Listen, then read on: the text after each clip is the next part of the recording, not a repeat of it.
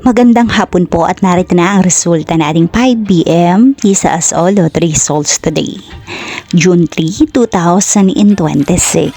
Ngayong araw po ng Miyerkules. At para po sa draw natin ngayon ay ang 3D Lotto at ang 2D Lotto. At para po sa Lotto More updates, pasubscribe na lang din po ako sa aking channel at pahit na din ng notification bell.